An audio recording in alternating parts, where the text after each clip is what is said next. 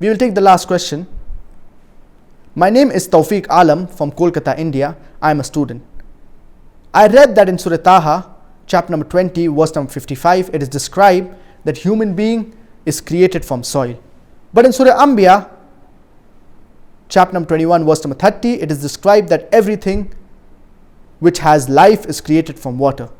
Are these two verses of the Qur'an not contradicting?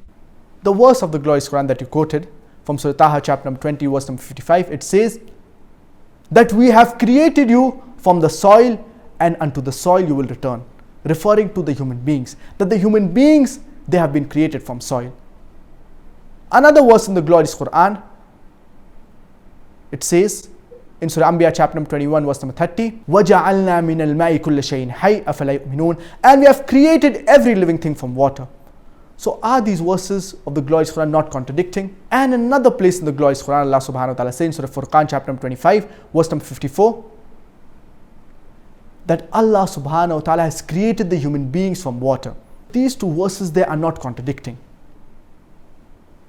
And I would like to give you a simple example.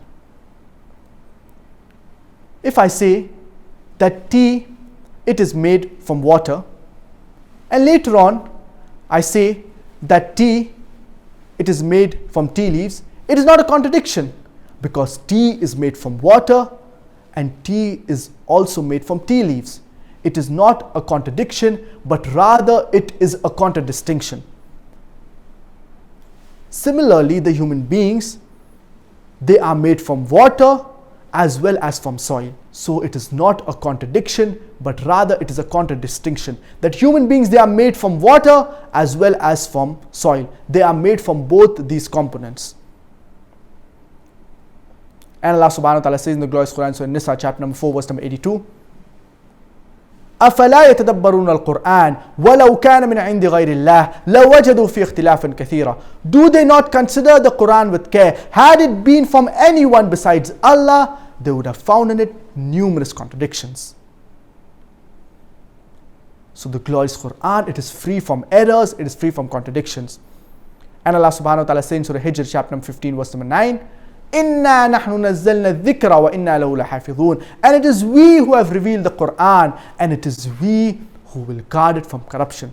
So Allah subhanahu wa ta'ala, He will guard the glorious Quran from corruption. And the glorious Quran, it does not have any contradictions. No two verses of the glorious Quran, they contradict each other.